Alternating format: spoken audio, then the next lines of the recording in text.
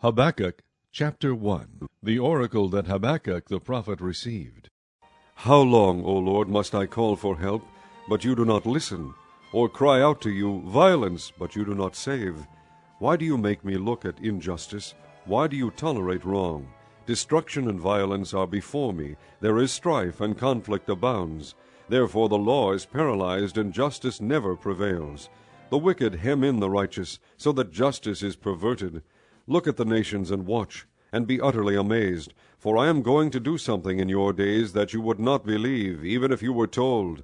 I am raising up the Babylonians, that ruthless and impetuous people, who sweep across the whole earth to seize dwelling places not their own.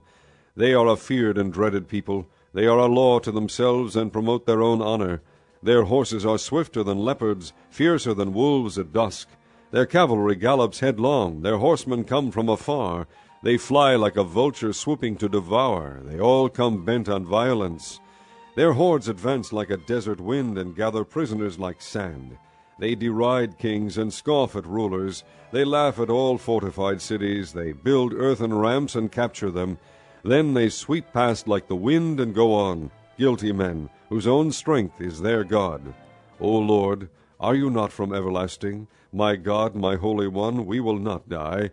O Lord, you have appointed them to execute judgment. O Rock, you have ordained them to punish. Your eyes are too pure to look on evil. You cannot tolerate wrong. Why then do you tolerate the treacherous?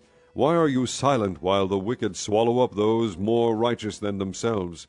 You have made men like fish in the sea, like sea creatures that have no ruler. The wicked foe pulls all of them up with hooks. He catches them in his net. He gathers them up in his dragnet, and so he rejoices and is glad. Therefore he sacrifices to his net, and burns incense to his dragnet. For by his net he lives in luxury and enjoys the choicest food. Is he to keep on emptying his net, destroying nations without mercy? Chapter 2. I will stand at my watch, and station myself on the ramparts. I will look to see what he will say to me, and what answer I am to give to this complaint. Then the Lord replied, Write down the revelation, and make it plain on tablets, so that a herald may run with it. For the revelation awaits an appointed time. It speaks of the end, and will not prove false. Though it linger, wait for it.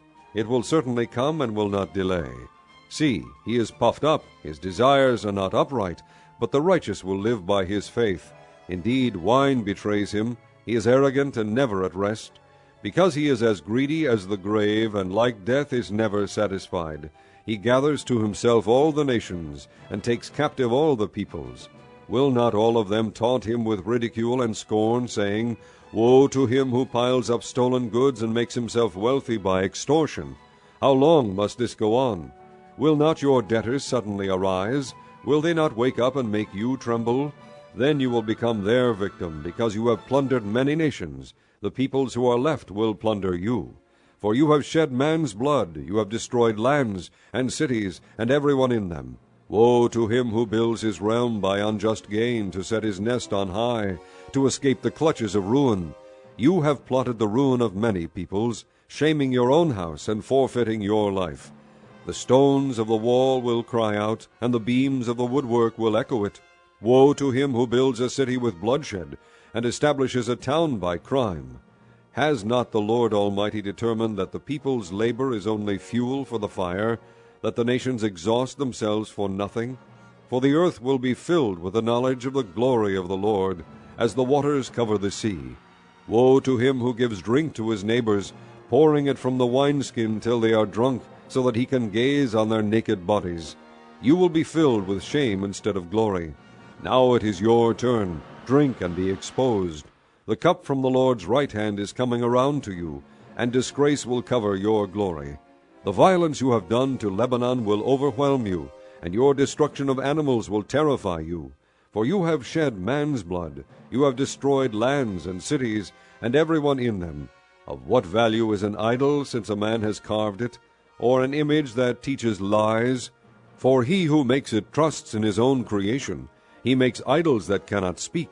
Woe to him who says to wood, Come to life, or to lifeless stone, Wake up. Can it give guidance? It is covered with gold and silver. There is no breath in it. But the Lord is in his holy temple. Let all the earth be silent before him. Chapter 3. A prayer of Habakkuk the prophet. On Shigionoth. Lord, I have heard of your fame. I stand in awe of your deeds, O Lord. Renew them in our day. In our time make them known. In wrath remember mercy. God came from Teman, the Holy One from Mount Paran. Selah. His glory covered the heavens, and his praise filled the earth. His splendor was like the sunrise. Rays flashed from his hand, where his power was hidden. Plague went before him. Pestilence followed his steps. He stood and shook the earth. He looked and made the nations tremble. The ancient mountains crumbled, and the age-old hills collapsed. His ways are eternal. I saw the tents of Cushan in distress, the dwellings of Midian in anguish. Were you angry with the rivers, O Lord? Was your wrath against the streams?